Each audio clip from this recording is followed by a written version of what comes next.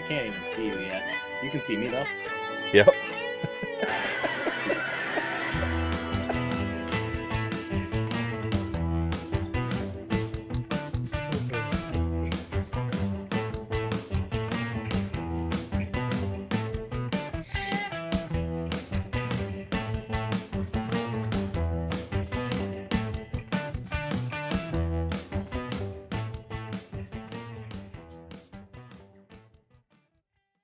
Hello, everybody. We're here a little late.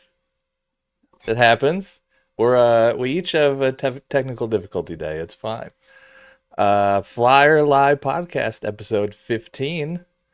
We almost didn't get to 15 though, huh, Mitch? Would you like to air your grievances now You know, on a yeah, certain sure. business product?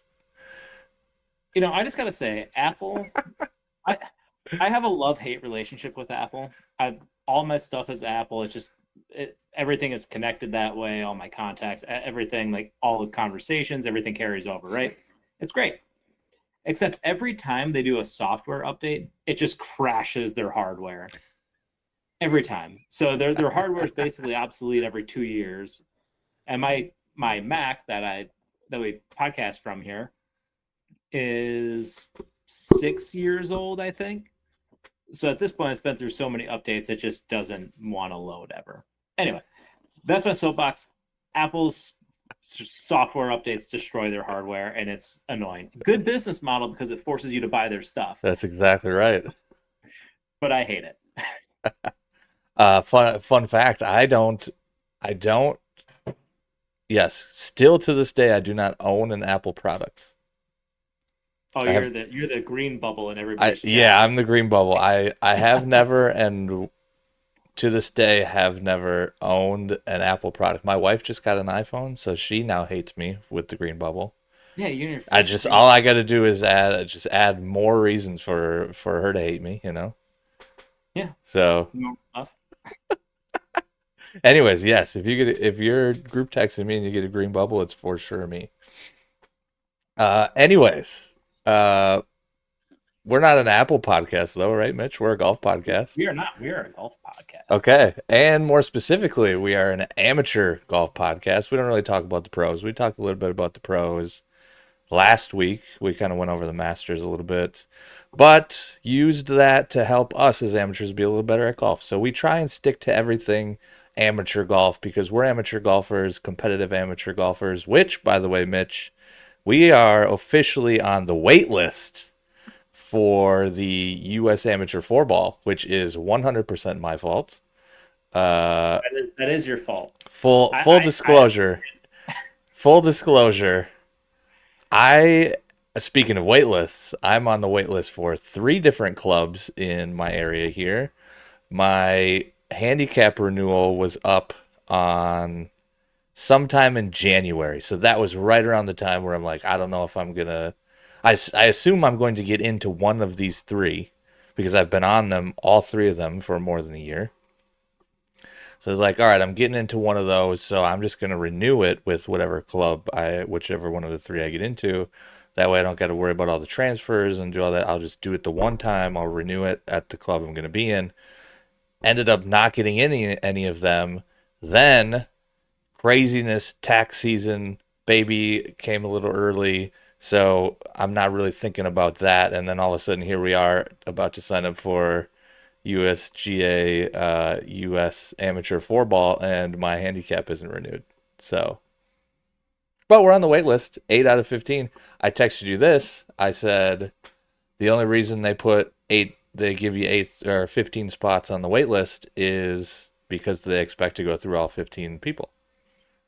So, Yeah, and I still think there's a good chance we end up playing it just because there's going to be people that have to drop out for work or school or whatever other reason. But we'll see. It should, if we get to playing it, it should be fun because it is at my home course. So I yes, got a little insider track knowledge. yes. I'm terrible at putting though. We can talk about that later if you want. But Yeah, I assume that's going to get into our round recaps, which we're going to start doing this week. Um, and speaking of insider knowledge, we are for sure going to be playing in the Minnesota four ball championship, which you have insider knowledge at your course. I have some insider knowledge at this course, which is Oak Ridge, in that I caddied there before I caddied at Interlaken for most of the summer. Before Interlaken opened, because it was closed for renovations, before it opened, I got a handful of rounds caddying in at Oak Ridge. So I have real insider data there. So, provided we get to play both, we're going to play the Minnesota one. Hopefully, we get into the U.S. one. We have a little bit of edge on the competition. So, granted, our handicaps probably don't indicate we're like the best team in either of those. We'll have a leg up on them with information, which is always helpful when you're playing at a high level. Yeah, I didn't finish the intro, by the way. Yeah, yeah. I mean, you can go People back know to who we that. are, what we do now, right? Yeah, Maybe we don't need to we'll, do we'll, that. we'll catch him next. Amateur podcast. Follow us on X or Twitter, whatever you want. I'm just gonna keep calling it Twitter. It's Follow Twitter. us there. We're live there. If you're live here, chat along. Why not? I can see it. I don't know if Mitch ever pulls the chat up, but I can. I do not. And I'll yeah. Well, you got enough computer problems. I'll deal with that. We'll answer if you got questions. We'll say hi. We'll say hi back. All the good stuff. Yeah. What do we got today, Mitch? What are we gonna talk about? You wanna start off going Yeah. over our rounds? You want to dive into our topic for the day? Where do you want to go? I'm Let's gonna dive leave into it the to you. topic. Let's dive into the topic today All right. because then I can relay my grievances about my last couple of rounds with the topic. Perfect. I love it. All right. Um, so I don't. Do you have the sheet if you wanted to pull it up? Otherwise, we can just talk about it too. I don't. Okay. Did you No, send it to me?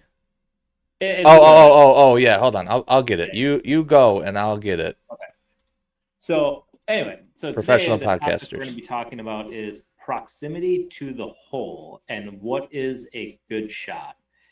And I wanted to talk about this a little bit because we were out. I was out playing with a few of my friends out at the course the other day, and I just made the comment like all of us hit the ball from anywhere from about 170 to 140 yards out, and every single ball ended up inside of 20 feet. And I was just like, those are tour level shots. Two of us were inside of 10 feet, and the other guy was right around 20 feet.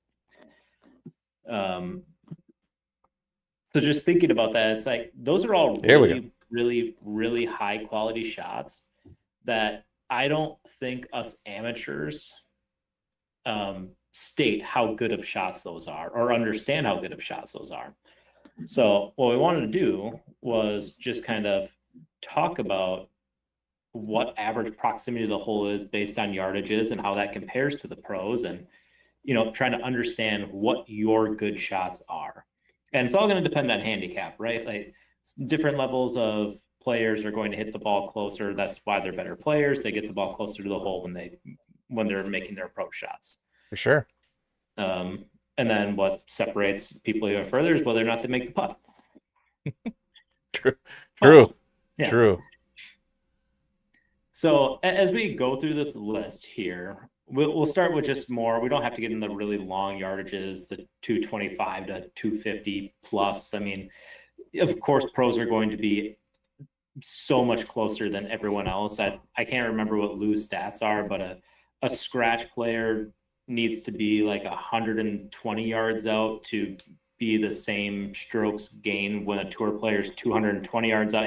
It's some astronomical amount. It's ridiculous. Yes. But anyway, so for me, I'm a 2.1 handicap. So we can just go down here a little bit. Let's talk about the less than the 100 yards by handicap there. So we got it kind of broke up in categories here, but as a 2 handicap, I'm going to fall somewhere between that scratch and that 5. So if I'm looking at a 75 to 100 yard shot, if I get that ball inside of, let's call it 25 feet, somewhere in there, that's a really high quality shot and is probably gaining strokes against my fellow two handicappers. Um, but I don't think a lot of people understand that, yeah, you're 25 feet away, but that is still a really high quality shot because on average, you're going to have a lot of shots that get closer and a lot of shots that get further away. But if you're inside of 20 feet, 25 feet, high quality shot, you should be happy about that. I would agree. And let me make a putting note here, by the way, or let's call this a scoring note. Sure. Every number we're looking at right here is 12 feet or farther. Um, Mitch, do you know what the percentages of anybody? We can even go to pros if you want. Uh, what the percentages of somebody to, or what the chances are to make a putt 12 feet or further For a strat, for I, anybody? I would say 30% and less. Yeah, it's less than 50%, Yeah. Yeah. which is the number I was getting at. So when we're talking about score, just overall scoring now, looking at these, well, obviously we're talking about what's a good shot, what's not a good shot, but also what's a good score, what's a bad score can feed right into that as well.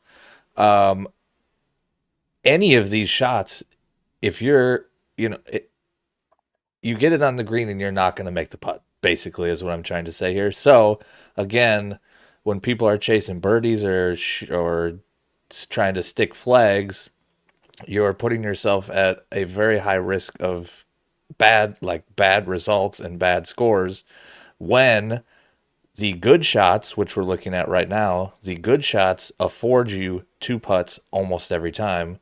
So, like we say all the time, using these numbers and understanding what good shots are, understand that good shots also lead to a good score, and a good score is par Mm-hmm. because you're going to two putt all the time.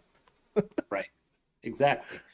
And maybe we should talk about like the 15 handicappers too, because I think 15 handicap is right about average in the US. Somewhere there, I think it might be like 14 or something along those lines. But regardless, it's from the 75 to 100 yards, their average proximity to the hole is 35 to 40 feet. So when you know that information as a 15 handicapper, you should start doing some math and figuring out, okay, I could be anywhere from, on average, I will be 35 to 40 feet away from this hole.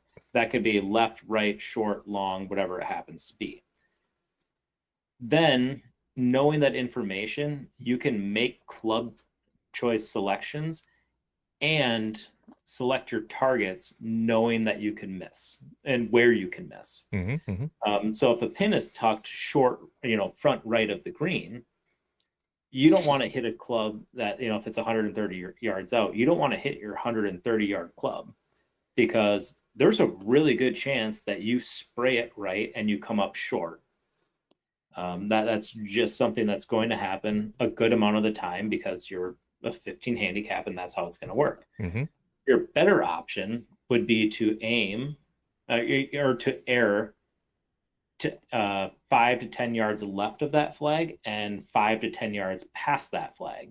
So instead of playing it as 130 yards, you play it as a 140-yard shot and you aim 10 yards left of it. And if you end up 60 feet away, that's fine. You can still try to two putt from there, but you might also push it a little bit and be really close to the hole and end up with a good high quality shot that gets you strokes gained against your fellow 15 handicaps. Mm-hmm. So I think that's just something interesting for people to note is understanding proximity and then choosing your club choices based on that. For sure. Yep. And like you said, we're using these in a circle or more accurately an oval pattern. So, these numbers here are in a circle / oval pattern, left, right, short, long.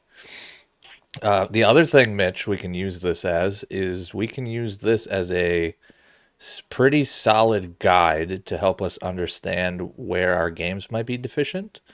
So if I'm a 10 handicap right now, right, and and I'm like the average 10 handicap. I'm smashing it to 20 feet from under 50 yards every time, right in the middle of this 10 number. If I'm a 10 handicap and I want to be a 5 handicap, I know what this number is. I know it's 15 to 18 feet. A lot of scoring is because of how well we can hit our irons. Obviously, roll some putts in, but the closer to the hole you can hit it without being an idiot, obviously, the closer to the hole we can get it, the better chance you'll roll in a couple extra putts and score a little better. So if a 10 handicap wants to be a 5 and I'm hitting it to 20 feet, now I'm like, okay, I got to figure out how to get my average to 16. However, if I'm a 10 handicap and I don't know any of these numbers, I wouldn't know that I don't hit it good enough to be a 5 handicap, basically. So if I'm hitting it to 20 feet and I want to be a 5 handicap and I think 20 feet is really good, then I don't think I have to improve there, and I'm probably improving things that I don't need to be improving. For example, maybe I'm a 10 handicap, I hit it to 20 feet, and I'm making 10 footers at a 60% clip, and that's really good. But you're like, dang, I should be making more 10 footers. No, no, no. You should be hitting it closer if you want to be a 5 handicap. You should be hitting it to 16, 15, 16 feet with your 60% 10-foot make rate will be not so good. Like Mhm. you're going to get to a 5 handicap really fast. But if you don't understand numbers like this, you'd never know that what you need to improve is what you need to improve. So we can use these numbers for sure while we're playing, as long as we fall into the ranges here. Sometimes we might not. You might just be elite at something else and maybe you're a little worse at one of these, but whatever. But yeah, so we can use it on the court, but of course, but also important to use these when we're just trying to get better. If that's your goal, of course. Not everybody wants to or needs to get better. Some people like being 10 handicaps, which is totally fine. Right. And I think that it plays into a little bit of the mental game too. Because you see it all the time. I get frustrated. I'm sure you've been frustrated. You hit a shot and it's just not as close as what you wanted it to be. And it almost never is unless you stuff it to like 3 feet. Um, but it plays this mental game on you where, a 10 handicap hits a 50-yard shot to 20 feet and they're beating themselves up over it because they were 50 yards away and they should have, been able to get it to 5 feet from that distance. But if you scroll back up to the top there, and of course we don't have the proximity for 50 yards for tour pros, but let's just assume it's roughly half of the 100 yard, the less than 100 yards, maybe a little bit more. So Sure, it's sure. probably closer to 10-ish feet from 50 yards, maybe 9, somewhere in there. Yeah, Um, but for us amateurs, it's important to know, I think a little bit for your mental game of just how close tour pros hit it. So when you hit a shot that ends up, 15 feet away from 50 yards, I mean, a tour pro is only 9 feet. So if you're expecting to get inside 9-ish feet to 5 feet, whatever it is from 50 yards, that's just not going to happen that often because tour pros don't even do it that often. You correct. see the highlights on TV, but they don't do it that often. They're Yes. just really good at hitting it to 8 feet and making that putt. Yep. Yeah, we've talked about this before, but TV does a terrible disservice to. I think we have to be careful how we say this. A terrible disservice to how bad pros hit the ball compared to what they show us. All you see is the Yeah. highlights rolling in the 70 footers all the time. They actually really don't hit the ball as good as you think they do. They hit it really fucking good, but not as good as you think. So it gives you a little bit of a it puts the wrong image in people's minds when you're like, I'm trying to chase how good a PGA Tour pro could be, and you're like, I got to hit every wedge inside 5 feet because that's what I see them do. No, they don't do that. Nope. So I remember playing golf, I think it was last year, um, with my boss and his son and his grandson. Um, I'm oddly related to them somehow. My mom is my boss's wife's cousin. I don't know. It's weird. So Okay. it's All like a right. little family event. But anyway, so that's why I was out there playing with them. And uh, my boss's son happens to be the golf coach for the team and that his son plays on. And he hit this 100-yard shot and he maybe hit it to 25 feet. And his dad just kind of ripped into him a little bit. And I'm like, that's a good shot. Like, you should be happy about that. I'm like, but his dad was like, no, he should be hitting that inside of 10 feet most of the time. I'm like, no, No. not even close to most of the time. Like, if he does that 1 out of 10 times, that's great. Right. I Yeah. 100% agree. The The other mental thing there, Mitch, is when you as maybe a higher handicap player are playing with somebody else that is maybe better and they're hitting it closer than you are a lot of times, and then you hit a ball that's solid. Like this happens to me all the time, by the way. Because probably you too, because we both play with people that are worse than we are at golf, right? Mhm. So they'll hit a shot, and I look at it and I'm like, dang, you hit that to like 25 feet. That's pretty good. And then I hit mine to 20 or whatever. It's closer. And I'm like, hey, man, that's like good shot over there. And they're like, oh, well, it's not as good as yours. It just immediate downplay on how good of a shot you hit yourself because you're comparing yourself to somebody else that should and does hit it better than you. We have to manage our own expectations based on our own skill levels too. That also this chart that we looked at earlier helps with that too. Mhm.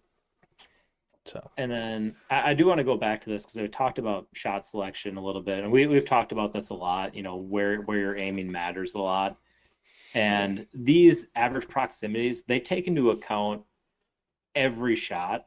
So it's shots that land on the green, it's shots that end up in the bunker, shots that end up in the rough, and I think that is one thing that also differentiates, the scratch from the 10, the 5 from the 15 is not only are they closer, but the lower handicaps tend to avoid hitting it into the bunker more frequently than what the 10 and 15 handicaps do. And then amateurs, on average, are just really bad out of bunkers.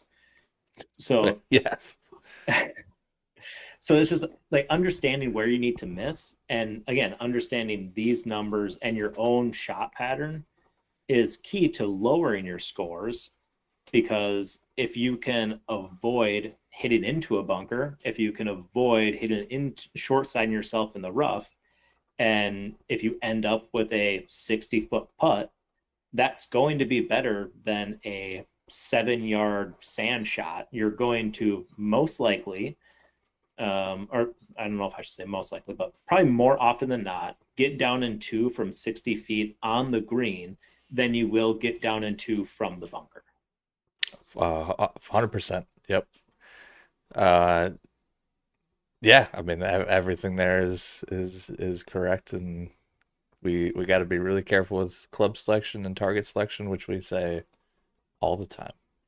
Mhm. So, taking all of that into consideration, Mitch, we're just slightly over halfway of our what we expect to be our allotted time. How does that play into how you played over the last Oh week? boy. I can't wait to talk about my round, but I'm excited to hear about yours as well. So I have I'll pull it up here. I have now played 4 times since my course opened, and I have played from 3 different sets of tees: the combos, silvers, and gold. Silvers twice, and I have shot 76, 78, 79, 76. All perfectly fine scores. I'm Sure. happy with those early in the season. It's not the handicap differential is above what my handicap is, which is good. Got to get that up for the net events. Yes. Big net event coming up soon, by the way. Big net I don't event know if coming up. we're supposed to talk about that yet, but We're not talking about anything yet. okay. But big net event soon. Yeah, Soon TM. I think that'll be fun. That'll be a fun one to come back and break down. Yes. But anyway, so my ball striking has, for the most part, been so damn good. Like, so damn good. Yesterday, when I went out and played, I had, um, let's see here. How many approach shots did I hit to about 12 feet or in? I got one, two, three, let's see, four, five, six. I think it was 7 or 8 inside of 12 feet, right around there. To speed this up a little bit, thinking too hard. Um, might have been. I think it was 8 approach shots inside of 12 feet, Really all good, from by the way, as we yeah, just saw. ridiculously good. All from yardages from about, I think it was 77, 75 yards, somewhere in there, to about 170 yards. Every single one of them was inside of 12 feet. And there was a couple wayward shots. Obviously, that's going to happen. I'm not a fucking tour pro. Um, but to hit 8 of them inside of 12 feet, I made 2 of those putts. Oh no. Oh And no. and there was uh 5 of the 8 were inside of 10 feet. 2 of them were inside of 6 feet. And made 2 the entire day. My putting was so bad. And then on top of that, I had 3 putts as well Oh yesterday no. in my round of 76, 4 over. Oh no. It's good news and bad news, because I do expect my short game to be a little rough early in the season. That stuff takes a while to come back, and I just hate practicing putting. We can talk about that, but I just, like, my ball striking has been so good, and hitting them that well and then not scoring as good as what I feel I should have been able to. It's a little bit of a mental bear. Yes. Just really frustrating. Yep. And our putting chances, by the way, at like 12 feet, you said like 8 of them or so. You made 2 around that number. I mean, you're making a little less than 50%. So you probably should have made 1 or 2 more, I'm Yeah. guessing. Yeah, I would have been Which, happy making like 3 or 4 of those. yeah, yeah. And now the interesting thing there is that's one round. Although you said that's been an issue in multiple rounds, but if you Yeah. just take that one round that we're frustrated with, um, you don't you're gonna look at that and say, "Dang, my putting was ass. I gotta go practice putting now." Interestingly enough, it may not have been bad. It could have just been that's very small. It's a very small amount of putts to judge off of. So you very well could just be on the wrong side of variance there, where maybe there was some bad lies or bad bounces or whatever, or just didn't hit them perfect. But you could, in theory, just have been on the wrong side of variance, and in your next 4 or 5 rounds, you make 6 of those, which is higher than what it should have been, and then now your average is back to normal. So, as frustrating as that is, in terms of what to go work on, maybe you should work on your putting. Maybe not though. You know, Oh no, which is maybe the frustrating part about it is just after one round, you want to review the one round and be like, all right, what do I got to work on? And one round doesn't always tell you, but you know your game very well, and obviously as a one handicap, you've figured out how to improve on how you play, so you probably know. But for everybody else out there, don't always take the one round and say, I hit it really bad, my irons are bad, I got to fix them. Maybe not. Maybe it was just an off day, and you actually have a more deep rooted problem to fix. yeah, and that's why, as upsetting as it is, I'm really not that upset, because if my ball striking is that good, putts, like you said, there's a variance there, right? You're not always going to make the average number of putts that somebody typically does at that distance. You're going to have some days where you make fewer, you're going to have some days where you make more, and then it all averages out over the season to be that, you know, 30% from 8 feet or whatever it is, and 50% from 6 feet. Hmm. Um, but I would personally, I would take good ball striking, which I have had good ball striking for the most part every round of my first 4 rounds of the year. And I would take that 10 out of 10 times. Like, give me good ball Yep. striking and get me on the green, get it close and see what happens. Yep. And variance will come back to you as well. So I, obviously practice your putting. But the you'll have a round where you ball strike like that, and then you will end up making making six of them, and you'll shoot 68, and you'll be like, "Dang, that was sweet." The variance will come back around, and it'll all kind of equal out. So that will happen eventually, as long as you keep playing and keep practicing and stuff. So keep that in mind too. That will come back around as well. Right. Um, Pause. Quick grievance. yes. Kenneth Grant was just drafted by the Dolphins, 13th overall. I'm a little frustrated. I was really hoping he was going to fall to the Vikings. There was very little to zero chance of that happening, but I really wanted that to happen.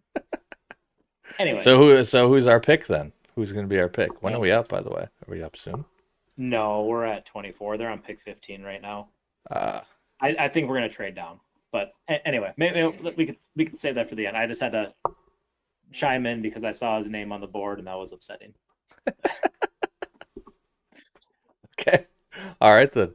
My by the way, we could if you want to jump to my one round of golf for the last Absolutely. week. Very similar in putting style to yours. Uh, but balls I get a weird ball striking issue. All my irons really good. Similar to you. If I get an iron or a wedge in my hand, hit it really good. Just give myself so many really good chances. If I got the driver in my hand or if I have the putter in my hand, we got big problems. Big, big, big, big problems. Played on Friday at I tweeted this by the way because the last round I played I decided to tell everybody how good at golf I was on Twitter because I shot even par my first round of golf, and including That's you, I shot 72 and set a mass, which is funny. really good But course. I noted in that round that I sprayed the driver everywhere, and that wasn't going to work on a course where you can't do that, which I played on Friday and found out it doesn't work on a course where you can't do that. So what did I say? I had four penalties off the tee. No, five penalties off the tee. Doesn't matter. Any more than one is a problem. Uh, 4 or 5 penalties off the tee.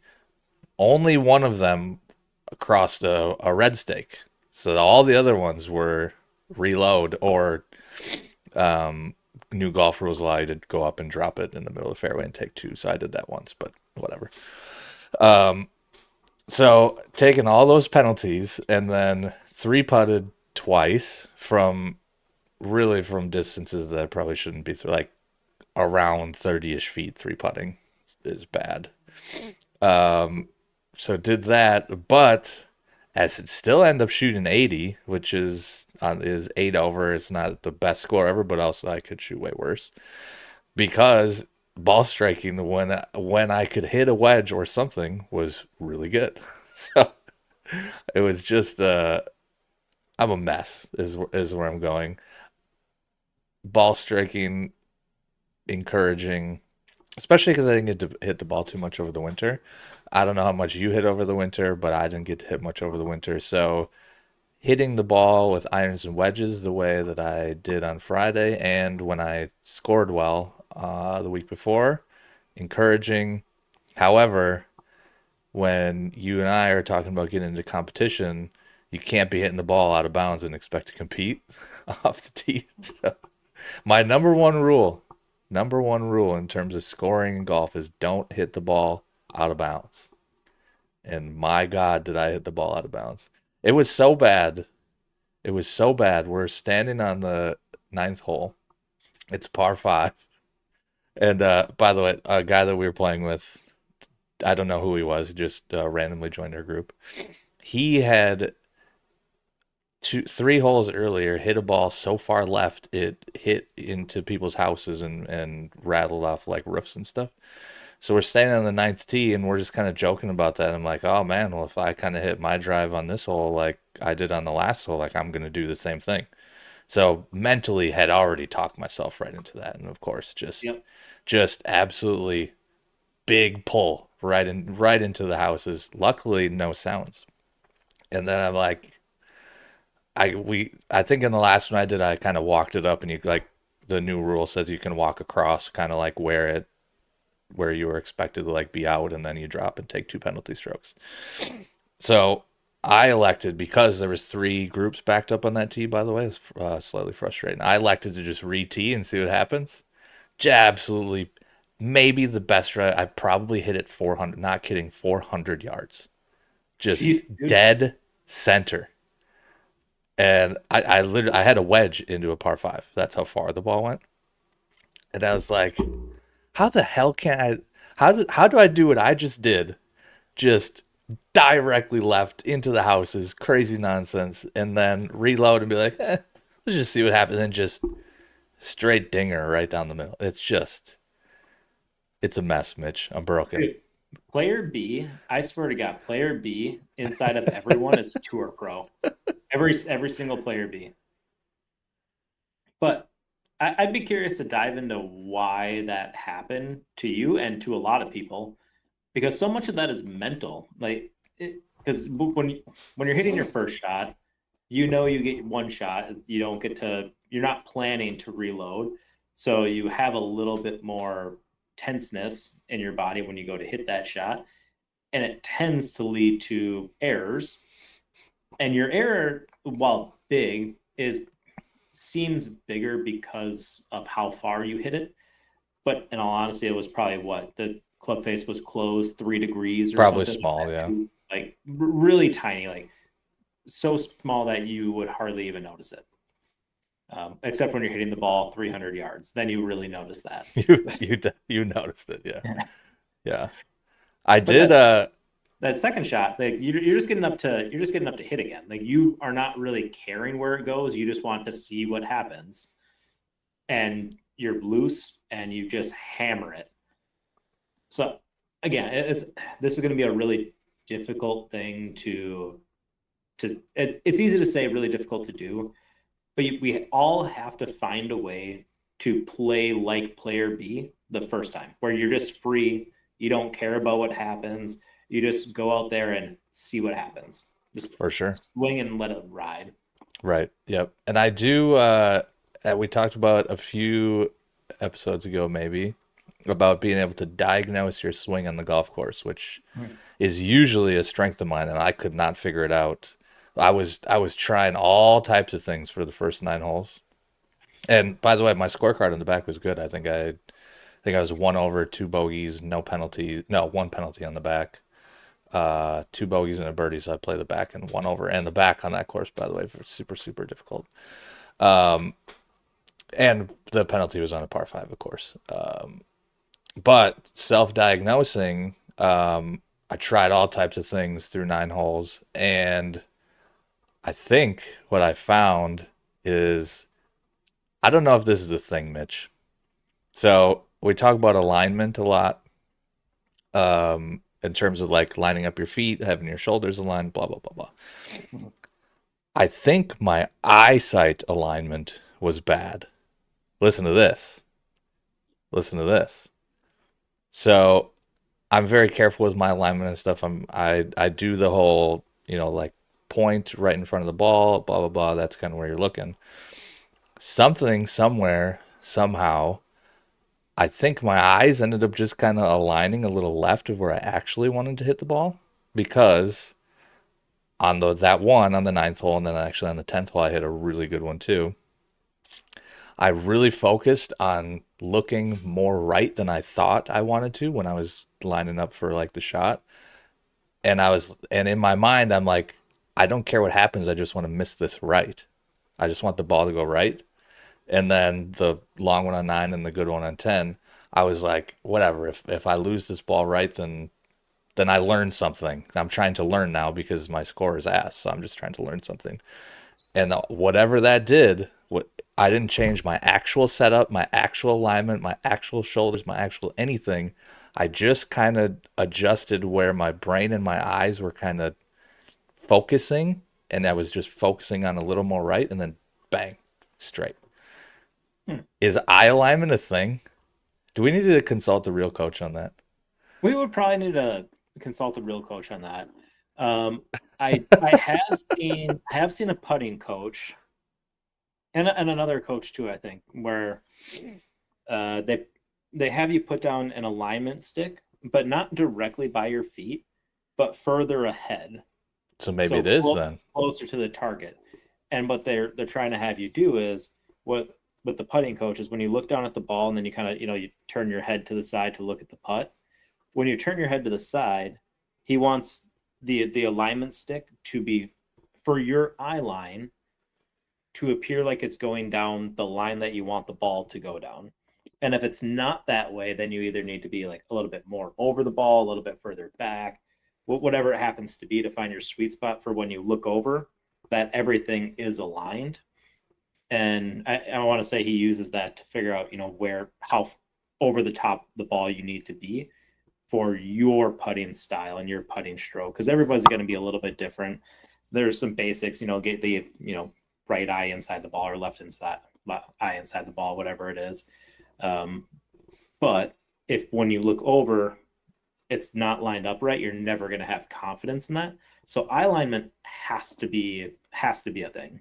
Like when you look It over, feels it it has to feels like it. Yeah. It feels like it. Maybe we need to usually our expert, one of our two expert coaches, Dan Winters is usually in here. I haven't seen him say hi yet, so I don't know if he's here or not. damn it, Maybe Dan. maybe he can confirm whether that's a thing for us or not at some point. Mhm. Yeah. Anyways, Maybe we should just have him on. We'll talk about eye alignment with him. we can talk about all of our issues. It seems like we both got some issues we need to hash out here. Yeah. Are you So uh are you go ahead. playing this coming week or this weekend? What are you Oh yeah. practicing? Are you going to the putting green? Are you going to practice your I putting? am definitely going to the putting green. Here's my plan. Sounds insane based off of Yes. one round that just drove me insane. I'm going to set up four tees in a circle around a hole from 3 feet and from 6 feet. And I'm going to take five golf balls. And from 3 feet, I need to make all five of them in a row before I move on to the next station. And then from 6 feet, I need to make four of five.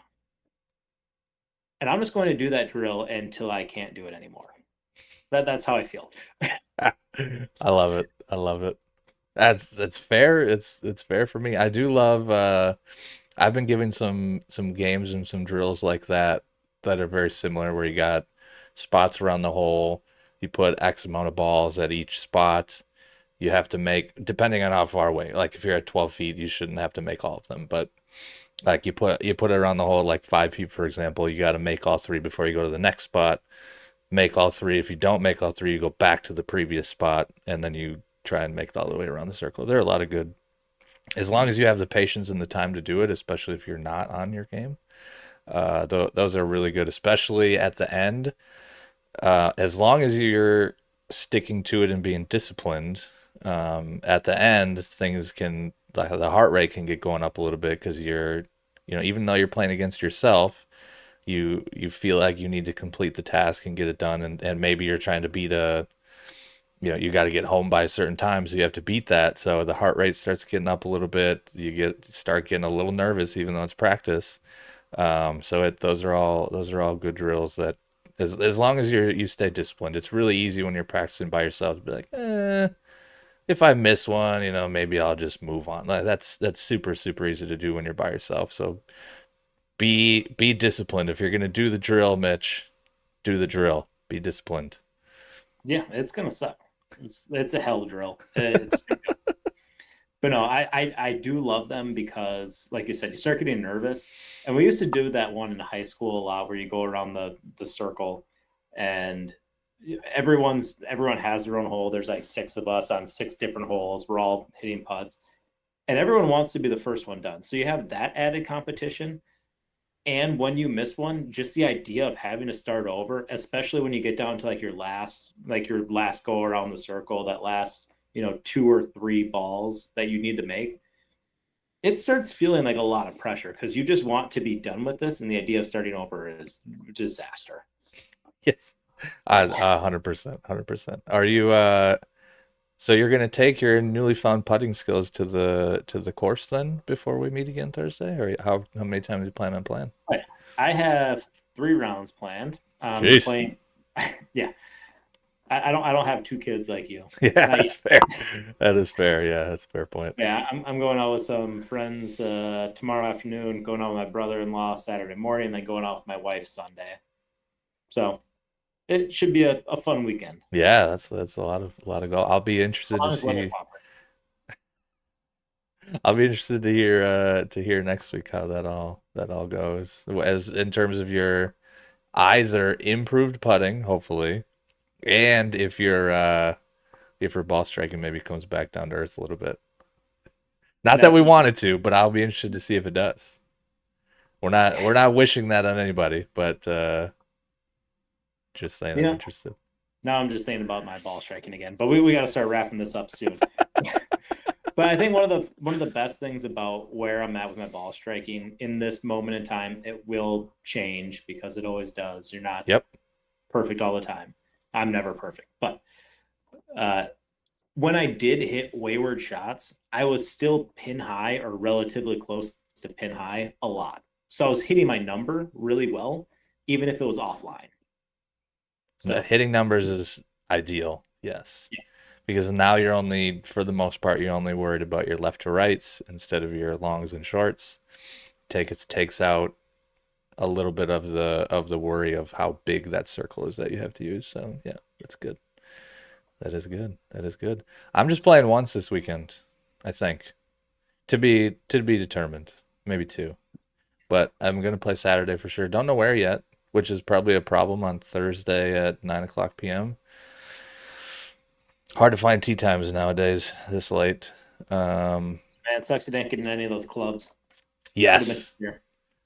Yeah, next year, if I'm not in one of them next year, it'll be crazy town. Um, so my only goal between now and Saturday is to just figure out and not make penalties off the tee. It's my only goal. That's it. One, if we come back Thursday and we do a little recap again, and I say I had one penalty off the tee, it will be a massive success. Massive. I like that. You know what you should do is you should definitely take a four iron off the tee for safety. Do No, that. I It will not do definitely that. will not end up in you duck hooking it into the water on hole 15 like it did to me. That's, With a 4 iron. yeah, sorry. Hole 15 at my course, it's a drivable par 4. It's like 285, 290, and it was downwind on one day that I played, and I went for it. I tried to drive it. I ended up to the right of the green in some rough, but pin high. It was a good shot. I almost hold out for eagle on that little chip, but tap and birdie, take that every time. Hell The yeah. next day, I was like, I'm gonna do something different. I'm just gonna. I don't trust my driver that much because there is water up the entire left hand side of the hole all the way to the green. So if you pull it, it's going in the water. Yeah. Um, so I was like, I'm just gonna hit a 4 iron. Just hammer. It's like I said, it's a short hole, so you hit it out there. You're still gonna have a gap wedge or 56 degree in your hand, something like that. Nope, duck hook it straight into the water. Biggest bonehead move. I was like, you should just hit driver every time. Yeah, that's one of my favorite things that I love to do all the time is if you play a course enough times, there's always the 2, 3, 4 holes where it's you pick what you're gonna do, and if you're using a shot pattern or whatever to kind of help you decide what you're gonna do, you play it enough. Sometimes the GPS and stuff may not actually be the correct play for you. So then occasionally, like you just did, you're like, you know what? I'm just gonna try the 4 iron and see what happens. It's I do this all the time with like the 2, 3, 4 holes on the courses we play all the time. Like maybe something different is better here, and then over time, usually you just find out that that's probably not the answer. There's my favorite example of this on the course I used to play closer to our old house. Probably played it weekly, maybe more than weekly. It has a par five on the back nine. It's like back in the woods, kinda. You tee it up like in the woods, and then there's like a cool little chute out of that you hit the ball out of, and then it directly just starts turning right, and then it goes up the hill and then back down the hill, and you're even with my length, you it's really hard to get to the green in two, just because you have to curve the ball around the corner so much from the back tees. Anyways, so I had a thought after playing that so many times and hitting the ball left into the trees so many times because I couldn't, sometimes I just couldn't get the ball turning around the corner good enough. It's like, you know what? Maybe this hole is just 3 wood wedge. I thought this for a good amount of time. And I finally went and just did it. And I go to the tee. I don't bring my driver. I just bring my three because you kind of got to walk a little bit. So I don't bring my bag back there. Whatever. So I just brought the 3 wood with me, and I'm like, I'm just gonna go 3 wood wedge and just kind of see what happens. So I put the ball in the ground, grabbed the 3 wood, topped it into the water, went back to the bag, and I just skipped the hole. Went to the next hole. Never pulled out a 3 wood on that hole ever again.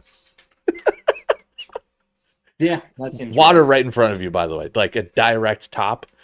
That was the last time on that course that I ever considered hitting a different club off the tee. So I was like, you know what? That's just I know what the right club is. It's the club I always hit, and I'm an idiot and took the wrong one, and I was punished for it. I'm never going to do that again. 3 wood directly in the water. Sounds right. Anyway, Uh, we should start wrapping this up. We've been yes, here we for almost should. an hour. I think I want the big takeaway from this for people to be is, you know, anytime that you get your ball in the green, for the most part, it's going to be an okay shot. Hmm. And depending on your skill level, if you get it inside of 20 feet from nearly any distance outside of, less than 50 yards as a good player, it's a really good shot. It's near tour level. As we look at tour level approach shots, I mean, anything from outside of 125 yards, they're going to be on average 20 feet or more away from the hole. So anytime that us amateurs get the ball inside of 20 feet on our approach shot, really good shot. I think that's what everyone should take from this. And never lay up. Stupid. Don't ever do it. Yes. Never take 3 wood on a par three when you don't need to, or a par five when you don't need to. Yes. Bang. With that, Yes. um, everyone who's here, make sure you like, subscribe, comment, share, or follow us on X, subscribe to YouTube. We really appreciate it. We're trying to get better at this whole podcasting thing. Yeah. Most of the time, our stuff works. Actually, no, most of the time, our stuff doesn't work, and eventually it starts working. But anyway, we appreciate you guys subscribing. Go do that. Yes. Amateur golfers, amateur podcasters, we're learning at it all. We will Absolutely. we'll be back, Mitch, next week. Maybe at 8 p.m. Central Normal Time, maybe a little bit after. Who knows? Love it. Hope, hopefully right around then though. 8 p.m. Central Normal Time next Thursday.